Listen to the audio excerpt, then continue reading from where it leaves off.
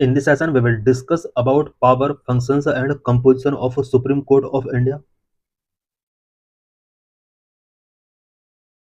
Lecture is important for GS paper 2, governance, constitution, social justice, and IR. Why news? Chief Justice of India B.R. Gavai is sworn in Justices Alok Aradhe and Vipul M. Pancholi as judges of the Supreme Court.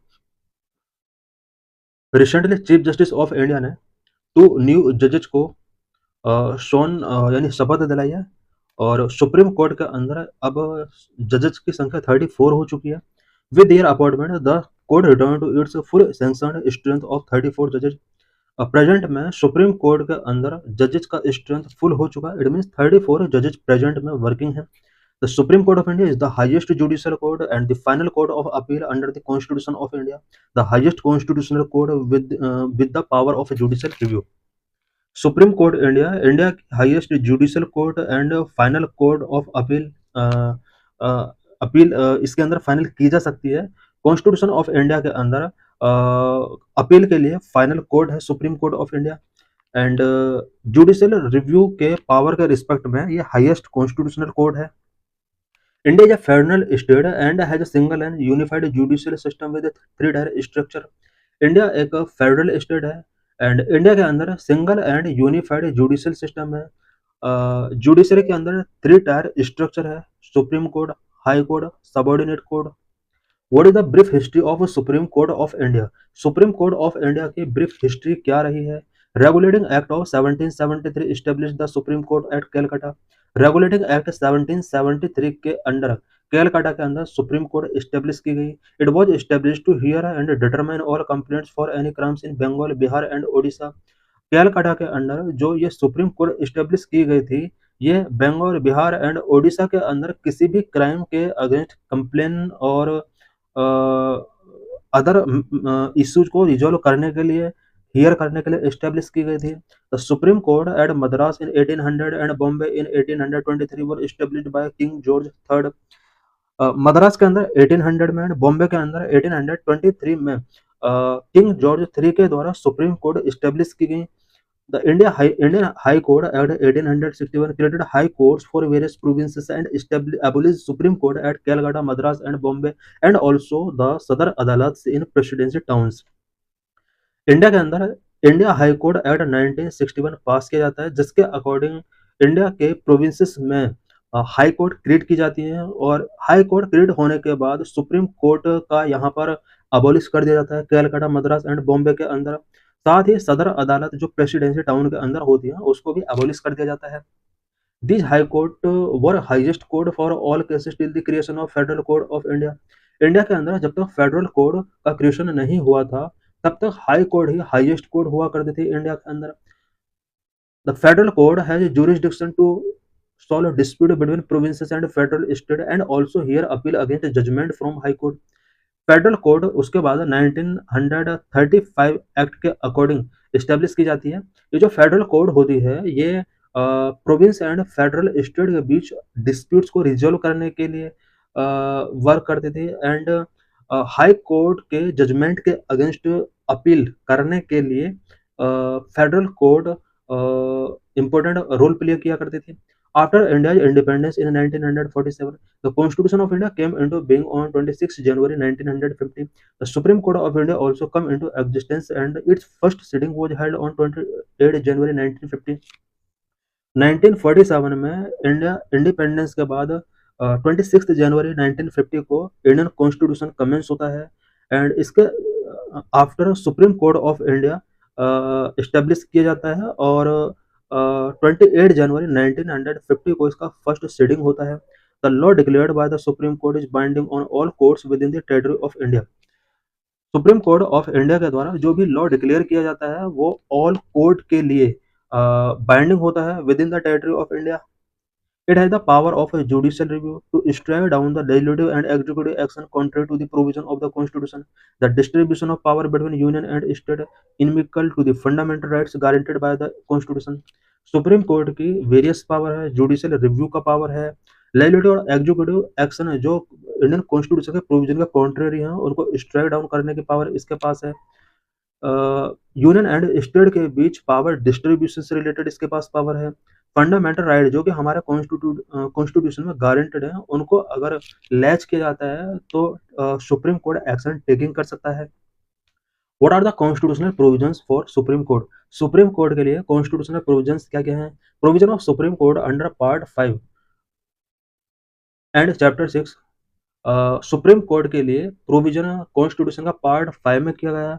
Article 124 to 147 in part 5 organisation, independence, jurisdiction, power and procedure of the supreme court. Constitution के article 124 से 147 तक provision किए गए हैं। It mean supreme court के organisation, independence, jurisdiction, power and procedure से related यहाँ पर वेरियस प्रोविजंस किए गए हैं। Article 124(1) state that there shall be a Supreme Court of India constituting of a CJI and not more than 7 other judges until Parliament by law prescribe a larger number। Constitution का article 124(1) के अंदर ये provision किया गया है कि India के अंदर एक सुप्रीम कोर्ट होगा जिसके अंडर एक CJI एंड 7 जजेज होंगे, और 7 जजेज के इस प्रोविजन को पार्लियामेंट इंक्रीज कर सकती है। The jurisdiction of the supreme court, supreme court के जुरिस्डिक्शन क्या क्या है? Original jurisdiction, appellate jurisdiction, advisory jurisdiction. However there are other multiple powers of the supreme court. Supreme court के वेरियस जुरिस्डिक्शन है, original jurisdiction है, appellate jurisdiction है, advisory jurisdiction है, and कुछ अदर पावर भी सुप्रीम कोर्ट के पास है। What is the organisational structure of the supreme court? Supreme court का ऑर्गेनाइजेशनल स्ट्रक्चर क्या है? At present the supreme Court consist of 34 जजेज, 1 चीफ जस्टिस एंड 33 अदर जजेज। प्रेजेंट में सुप्रीम कोर्ट के अंदर 34 जजेज हैं, जिसमें 1 CJI एंड 33 अदर जजेज हैं। Supreme court bill of 2019 has added 4 जजेस टू स्ट्रेंथ। इससे पहले 30 जज हुआ करते थे, but supreme court bill of 2019 के बाद यहाँ पर 4 जजेज और ऐड कर दिया गया। अब प्रेजेंट में इसका स्ट्रेंथ 34 है। Originally the strength of the supreme Court was fixed at 1 chief justice and 7 other जजेज। ओरिजिनली सुप्रीम कोर्ट के अंदर जजेज की स्ट्रेंथ 8 हुआ करती थी, 1 + 7। The Parliament is authorise to regulate number of जजेज। जजेज के नंबर को रेगुलेट करने के लिए पार्लियामेंट को ऑथराइज किया गया है। इट मीन्स पार्लियामेंट चाहे तो जजेज के नंबर को इंक्रीज कर सकती है एंड डिक्रीज कर सकती है। Seat of supreme court, the constitution declare Delhi as the seat of the supreme court. Supreme court Delhi के अंदर होगी, ऐसा कॉन्स्टिट्यूशन के अंदर डिक्लेयर किया गया है।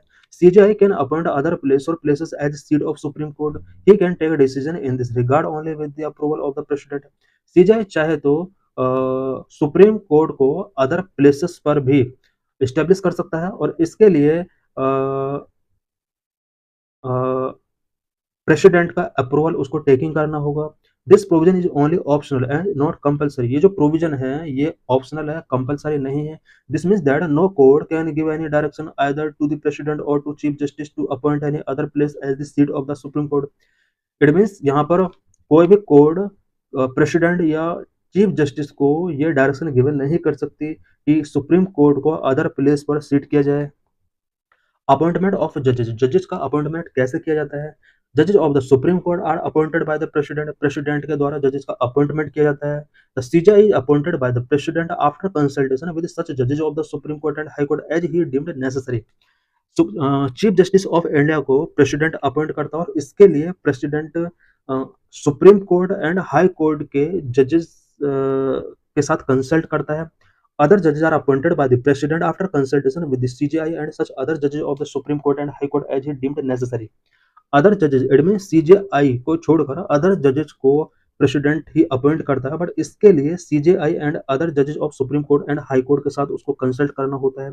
The consultation with the Chief Justice is obligatory in the cases of appointing of a judge other than Chief Justice. Chief justice के अदर चीफ जस्टिस से अदर जजेस को अपॉइंट करने के लिए president chief justice of India के साथ consult करेगा, ये ऑब्लिगेटरी है। Appointment of chief justice from 1950 to 1973। 1950 से 1973 तक चीफ जस्टिस का अपॉइंटमेंट किस प्रोसेस के अकॉर्डिंग किया जाता था? सीनियर मोस्ट जजेस of the supreme court appointed as the CJI। 1950 से 1973 तक सुप्रीम कोर्ट के अंदर जो भी सीनियर मोस्ट जज हुआ करता था उसको चीफ जस्टिस ऑफ इंडिया के तौर पर अपॉइंट किया जाता था। This system was violated in 1973 when A N Ray was appointed as the CJI by superseding three senior most जजेस। ये जो प्रोविजन था या ये जो सिस्टम चल रहा था सीनियर मोस्ट जजेस को एज अ सीजीआई अपॉइंट करने का 1973 में इसको ब्रेक कर दिया जाता है। ए एन रॉय को यहाँ पर थ्री सीनियर मोस्ट जजेस को सुपरसीड करके सीजीआई बना दिया जाता है। Again in 1977 MU Beg was appointed as the CJI by superseding the then senior most जजेस। इसके बाद 1977 में सीनियर मोस्ट जजेस को सुपरसीड करके बी एमयू बैग को फिर से सीजीआई अपॉइंट कर दिया जाता है। This description of the government was curtailed by the supreme court in the second जजेस केस। सेकंड जजेस केस में गवर्नमेंट के इस डिस्क्रिप्शन को कर्टेल कर दिया जाता है। इट मीन्स यहाँ पर गवर्नमेंट नहीं 1973 एंड 1977 में दो जजेस को यहाँ पर सीजीआई बनाया था और सीनियरिटी को यहाँ पर इग्नोर किया गया था। In the second judge's case, Supreme Court ruled that the senior most judge of the Supreme Court should alone be appointed to the office of CJI. Second जजेस केस 1993 में सुप्रीम कोर्ट ने ये rule given किया कि supreme court का senior most जज ही CJI के तौर पर अपॉइंट किया जा सकता है। What are the qualifications required for the appointment of judges for the Supreme Court? Supreme court के जजेस के अपॉइंटमेंट के लिए क्वालिफिकेशन क्या क्या होनी चाहिए? He should be a citizen of India. He should have been a judge of High Court for 5 years. He should have been an advocate of a High Court for 10 years. He should be a distinguished judge in the opinion of the President. The Constitution has not prescribed a minimum age for appointment as a judge of the Supreme Court. Supreme court के जज के लिए minimum age constitution के अंदर prescribe नहीं की गई है। What are the oaths and affirmations? A person appointed as a judge of the Supreme Court before entering upon his office has to make and subscribe to an oath or affirmation before the president or some other persons appointed by for this purpose.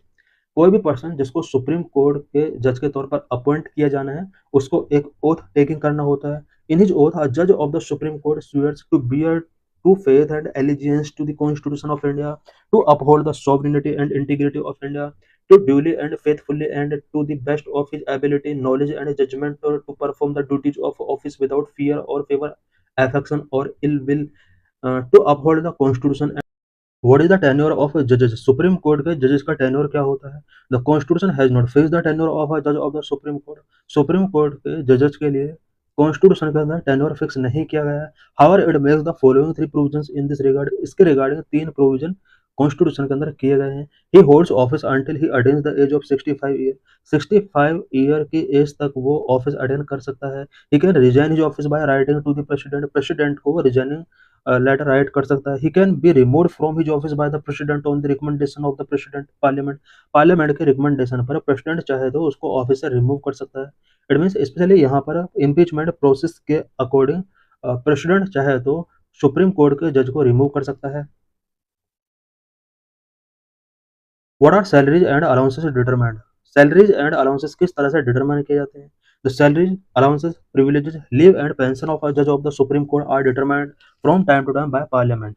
Supreme court के जजेस का salaries allowances privileges leave and pension time to time parliament के द्वारा determine की जाती है। They can also be varied during a financial emergency. Financial emergency के time में ये जो सैलरीज अलाउंसेस हैं इनको चेंज किया जा सकता है। In 2021, the High Court and Supreme Court Judges Amendment Bill 2021 was introduced in the Lok Sabha. 2021 में high court and supreme court जजेज अमेंडमेंट बिल 2001 लोकसभा के अंदर इंट्रोड्यूस किया। इसमें मेनली सुप्रीम कोर्ट और हाई कोर्ट के जजेस की सैलरी को इंक्रीज करने के लिए ये इंट्रोड्यूस किया गया था। How does the removal of जजेस टेक प्लेस? सुप्रीम कोर्ट के जजेस को किस तरह से रिमूव किया जाता है? अ जज of the supreme court can be removed from his office by an order of the president. President के ऑर्डर के द्वारा सुप्रीम कोर्ट के जजेस को रिमूव किया जा सकता है। An impeachment motion must be pass by the special majority of each house of the parliament. Parliament के ईच हाउस के द्वारा एक इम्पीचमेंट मोशन सुप्रीम कोर्ट के उस जज के अगेंस्ट पास होना चाहिए। The grounds for removal are to prove misbehaviour और इनकैपेसिटी। सुप्रीम कोर्ट के जज को रिमूव करने के ओनली टू ही ग्राउंड है यहाँ पर, मिसबिहेवियर और इनकैपेसिटी। अगर प्रूफ हो जाता है उस बेस पर इसको रिमूव किया जा सकता है। The judge's inquiry at 1968 regulate the procedure related to the removal of a judge of the Supreme Court by the process of impeachment. Impeachment process के थ्रू किस तरह से सुप्रीम कोर्ट के जज को रिमूव किया जा सकता है, इसके लिए जजेज इंक्वायरी एट 1968 के अंदर प्रोविजन किए गए हैं। नो जज of the supreme court has been impeached so far, अभी तक सुप्रीम कोर्ट के किसी भी जज को इम्पीच नहीं किया गया है। Impeachment motion of justice V Ramaswami 1991 1993 and the Justice Deepak Misra 2017 were defeated in the parliament. Justice V Ramaswami के against and justice Deepak Mishra के अगेंस्ट पार्लियामेंट के अंदर इम्पीचमेंट मोशन इनिशिएट किए गए थे, बट ये डिफीट हो गए थे 1991 में जस्टिस रामास्वामी के अगेंस्ट एंड 2017 में जस्टिस दीपक मिश्रा के अगेंस्ट इम्पीचमेंट मोशन इनिशिएट किए गए थे। What are the jurisdiction and power of supreme court, supreme court के जुरिसडिक्शंस एंड पावर्स क्या क्या हैं। Number 1, original jurisdiction. As a federal court the supreme court decides dispute between different unit of the Indian federation. Supreme court federal court है और federal court होने की वजह से सुप्रीम कोर्ट इंडिया के अंदर जितने भी यूनिट्स हैं, इट मीन्स इंडियन फेडरेशन के अंडर आने वाले डिफरेंट यूनिट्स के बीच डिस्प्यूट को रिजोल्व करने का इसका मेन वर्क है। In the following federal disputes the supreme court has exclusive original jurisdiction. कुछ फेडरल डिस्प्यूट जिन पर सुप्रीम कोर्ट का ओरिजिनल जुरिसडिक्शन है। Any dispute between the centre and state, centre और स्टेट के बीच में अगर कोई डिस्प्यूट होता है तो ये सुप्रीम कोर्ट के ओरिजिनल जुरिसडिक्शन के अंदर आता है। बिटवीन टू और मोर स्टेट, टू और मोर स्टेट के बीच अगर डिस्प्यूट होते हैं तो ये सुप्रीम कोर्ट के ओरिजिनल जुरिसडिक्शन के अंदर आते हैं। Original jurisdiction of supreme court does not extend to the following. कुछ केस में ओरिजिनल जुरिसडिक्शन सुप्रीम कोर्ट का अप्लाई नहीं होता है, such as number 1 the dispute arising out of any pre constitution treaty agreement and convent. Constitution से पहले की कोई भी ट्रीटी एग्रीमेंट और कोवेनेंट से पहले का से रिलेटेड कोई डिस्प्यूट है उस पर सुप्रीम कोर्ट का जुरिसडिक्शन नहीं है। Dispute arising out of any treaty agreement, inter state water dispute, inter state water dispute पर भी ये भी सुप्रीम कोर्ट का ओरिजिनल जुरिसडिक्शन नहीं है।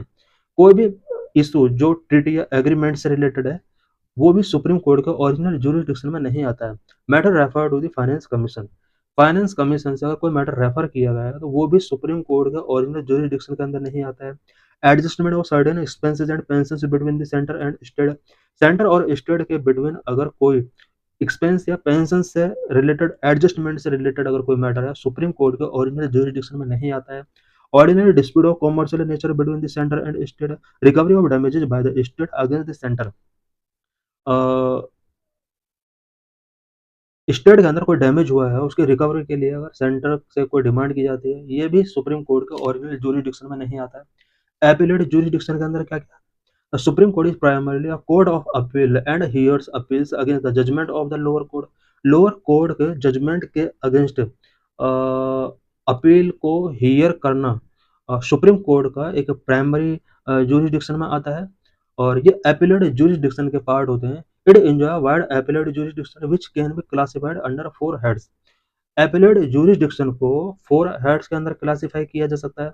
Appeal in constitutional matter, appeals in civil matter, appeals in criminal matter, appeals by special leave. Advisory jurisdiction, the constitution article 143 authorize the president to seek the opinion of the supreme court in the 2 category of matter। Constitution का article 143 president को authorise करता है कि वो supreme court से mainly 2 matters पर opinion taking कर सकता है। Number 1 on any question of law और fact of public importance which has arisen और which is likely to arisen. कोई भी क्वेश्चन ऑफ लॉ और फैक्ट जो पब्लिक इंपॉर्टेंस रखता है इससे रिलेटेड प्रेसिडेंट चाहे तो सुप्रीम कोर्ट से ओपिनियन टेकिंग कर सकता है। Number 2 on any dispute arising out of any pre constitution treaty agreement covenant engagement संदोर अदर सिमिलर इंस्ट्रूमेंट। कोई भी डिस्प्यूट जो pre constitution treaty agreement covenant engagement से रिलेटेड है उससे रिलेटेड ओपिनियन भी प्रेसिडेंट चाहे तो सुप्रीम कोर्ट से टेकिंग कर सकता है। Power of judicial review, supreme court के पास जुडिशियल रिव्यू का पावर है। Judicial review is the power of the supreme court to examine the constitutionality of legislative enactment and executive order of both the state and central government.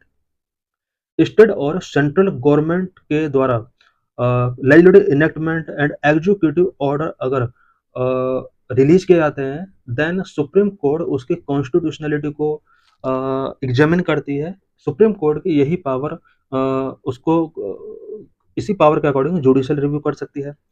If act or order are found to be violative of the Constitution, they can be declared as illegal, unconstitutional, and invalid, null and void by the Supreme Court. कोई भी act और executive order अगर supreme court ने constitution के provision के according नहीं, अगर उसने फाइंड किया है, अगर वो कॉन्स्टिट्यूशन का वायलेट करता है, देन सुप्रीम कोर्ट उसे illegal, unconstitutional and invalid, it means null and void उसको डिक्लेयर कर सकती है। Consequently they can not be enforced by the government, government उसको इन्फोर्स नहीं कर सकती। Court of record, as a court of record the supreme court has two powers. Number one, the judgment, proceedings and acts of the supreme court are recorded for perpetual memory and testimony. Supreme court के जो भी judgement हैं, proceedings हैं and acts हैं, उन्हें record करके रखा जाता है और वो मेमोरी और टेस्टिमोनी के तौर पर उन्हें यूज कर सकती है। These records are admitted to be of evidentiary value and can not be questioned when produced before any court. Supreme court के ये जजमेंट, प्रोसीडिंग्स एंड एक्ट्स, ये सभी एविडेंशियरी वैल्यू रखते हैं और किसी भी कोर्ट के बिफोर अगर इन्हें प्रोड्यूस किया जाता है तो उन्हें क्वेश्चनिंग उनके ऊपर नहीं किया जा सकता। They are recognised as legal precedents and legal references, इन्हें legal precedent and legal reference के तौर पर भी रिकॉग्नाइज किया जा सकता है। Number two, it has power to punish for contempt of court, either with simple imprisonment for a term of up to 6 months or with fine up to 2000 or with both. Contempt of court के case में Supreme court को power है कि वो punish करता है 6 month के लिए और 2000 रुपीज के फाइन और बोथ भी इम्पोज किया जा सकता है। इट मीन्स अगर कोई ऑर्गेनाइजेशन, कोई पर्सन या गवर्नमेंट कोर्ट का कंटेम्प्ट करती है, उस केस में सुप्रीम कोर्ट चाहे तो 6 मंथ का प्लस 2000 रुपीज उसके ऊपर फाइन इम्पोज कर सकती है। Why is it important to the Supreme Court to be independent? Supreme court को इंडिपेंडेंट होना चाहिए। इंपॉर्टेंट क्यों? The Supreme Court is a federal court, the highest court of appeal, the guarantor of the fundamental right of the citizens and guardian of the constitution.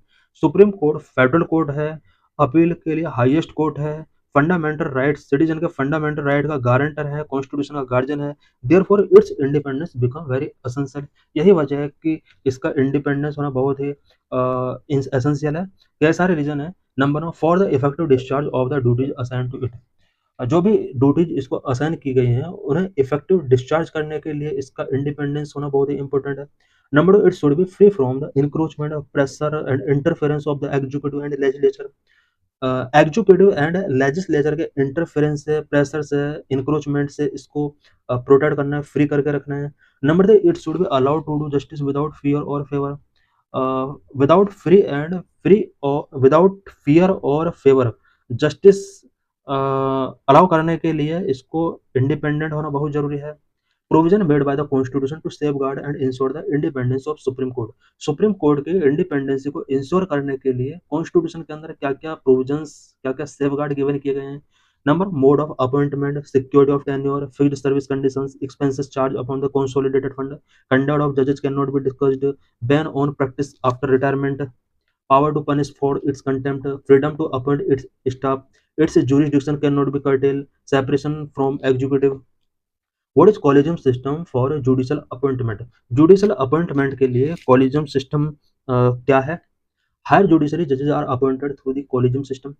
Collegium system के through higher judiciary में judges का appointment किया जाता है। The collegium comprising of the CJIA and the 4 senior most judges of the Supreme Court decides on appointment, elevation and transfers of judges. Collegium के अंदर about 5 member होते हैं, chief justice of India and 4 senior most जजेस इसके अंदर include होते हैं और जजेस के अपॉइंटमेंट से रिलेटेड, एलिवेशन एंड ट्रांसफर से रिलेटेड डिसीजंस इन्हें टेकिंग करने होते हैं। In Constitution, term collegium is not mentioned but has been established through judicial pronouncement.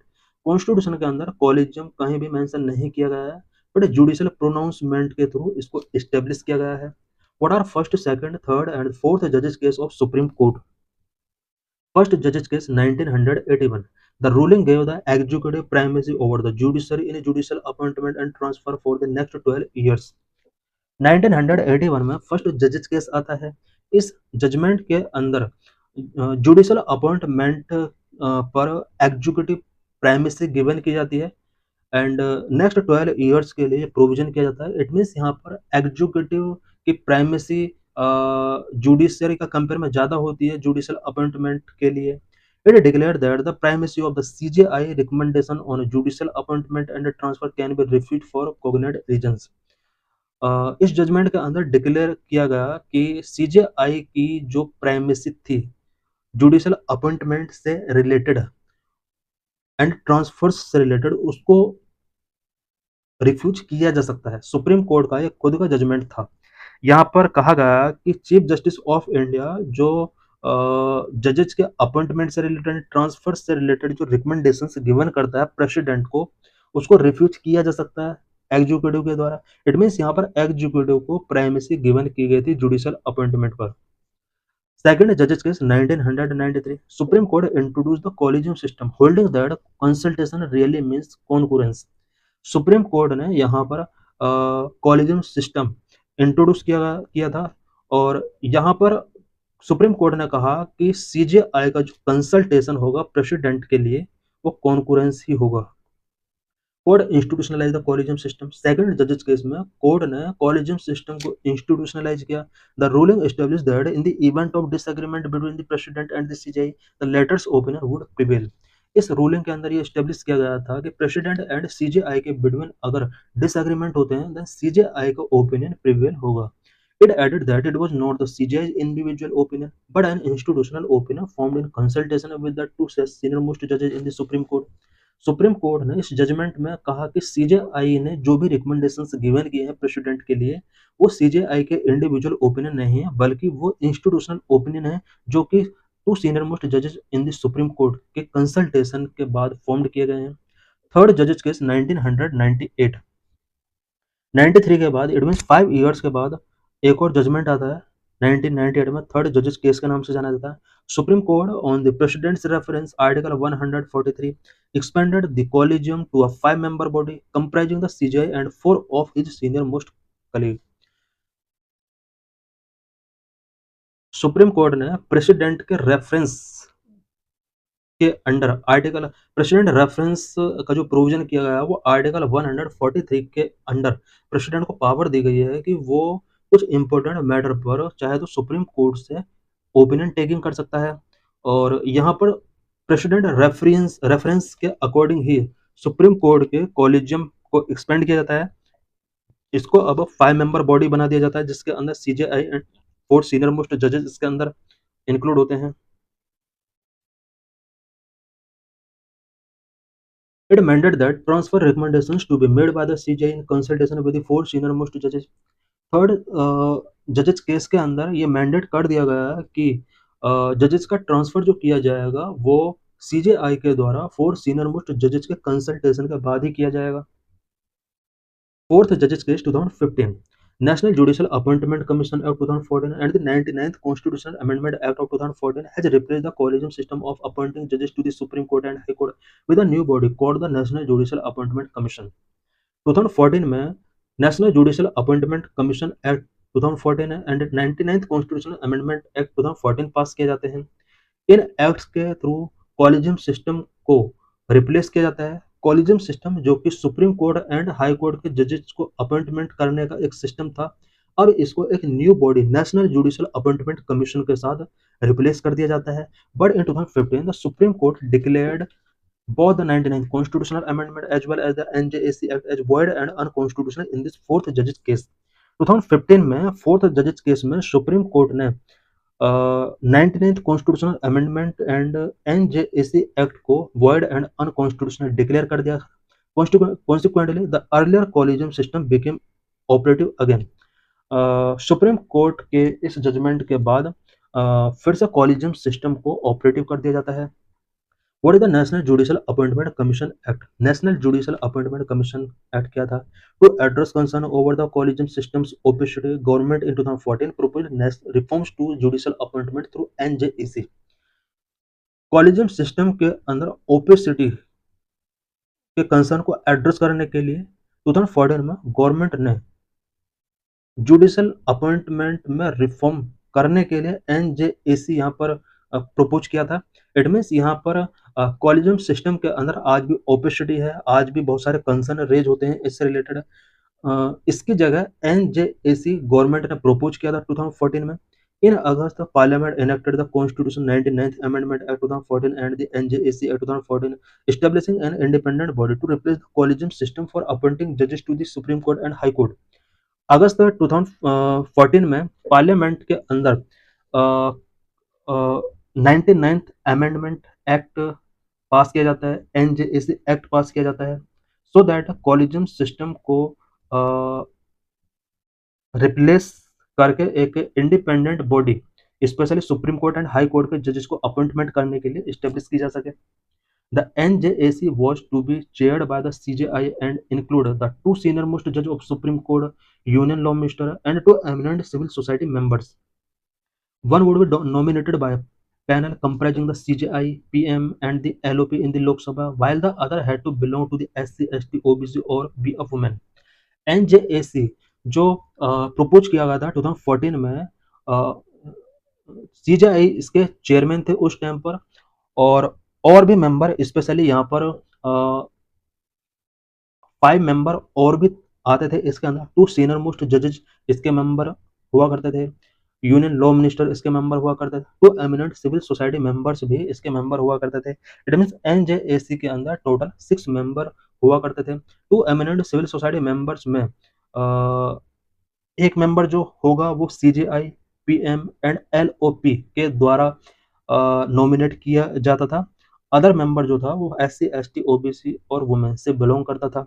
The amendment passed in parliament with near complete consensus and was subsequently ratified by the 16 state legislature।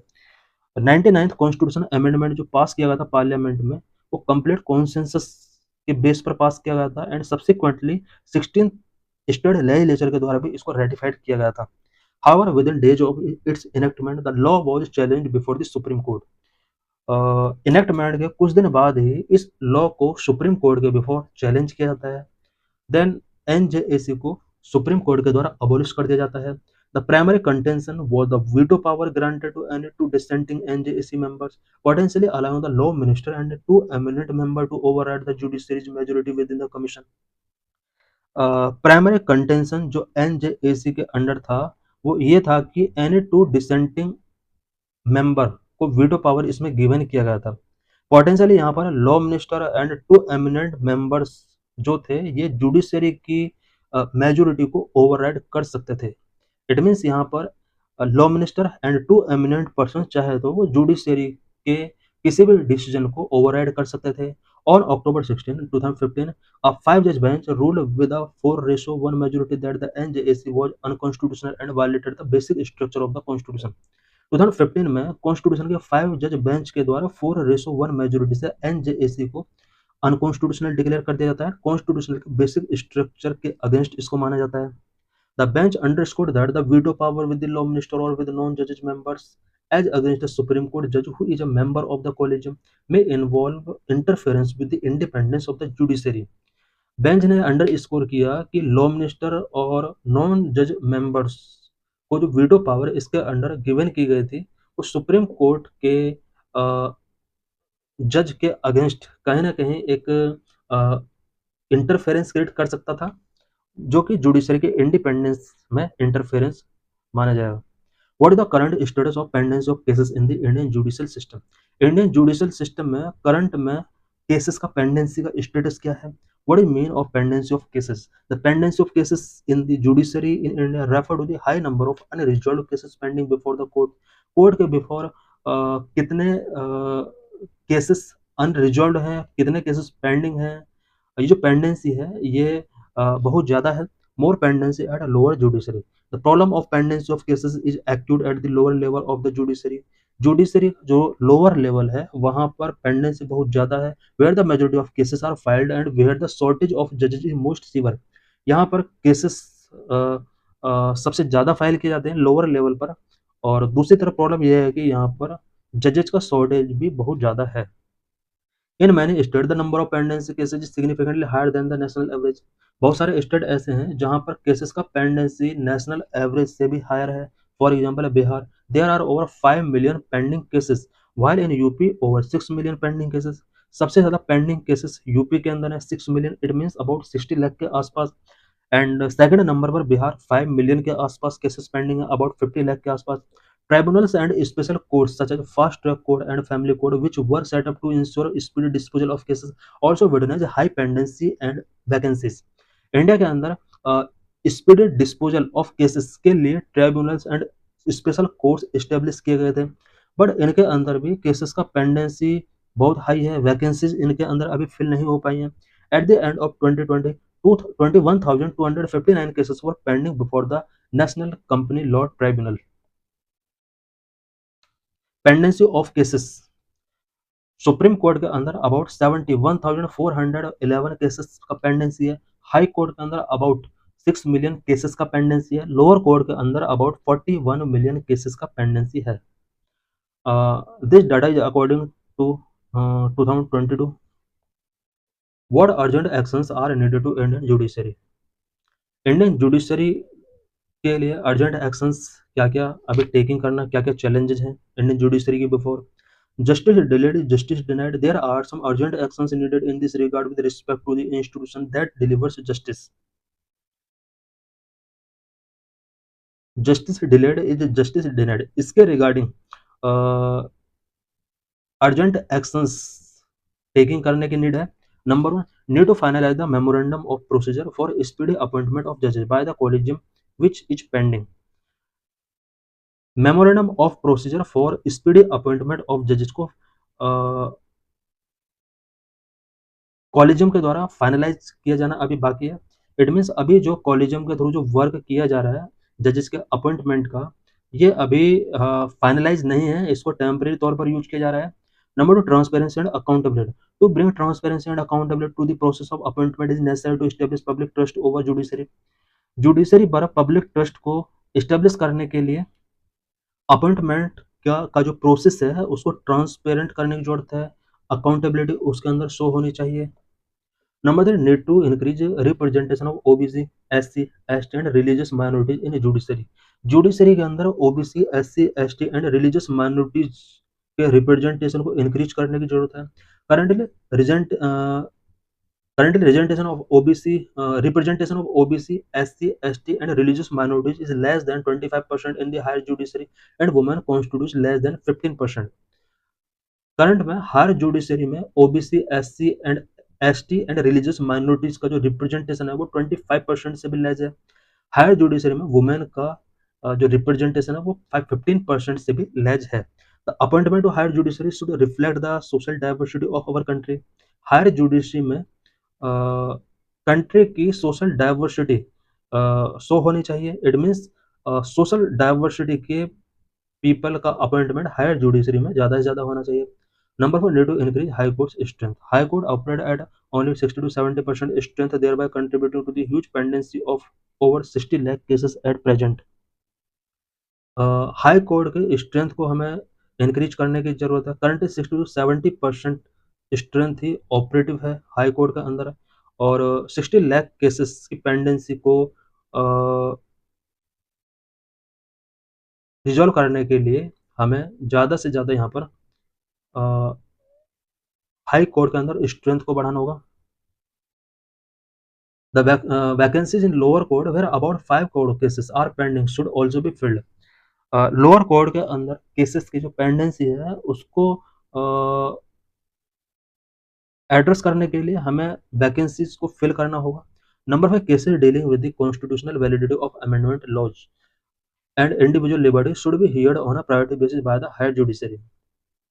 Constitutional validity of amendment and law से related cases को deal करने के लिए higher judiciary का use किया जाना चाहिए। Individual liberty से रिलेटेड कोई मैटर है हायर जुडिशरी के द्वारा यूज किया जाना चाहिए। बाकी जो केसेस हैं उन्हें लोअर जुडिशरी के बिफोर ट्रांसफर कर देना चाहिए।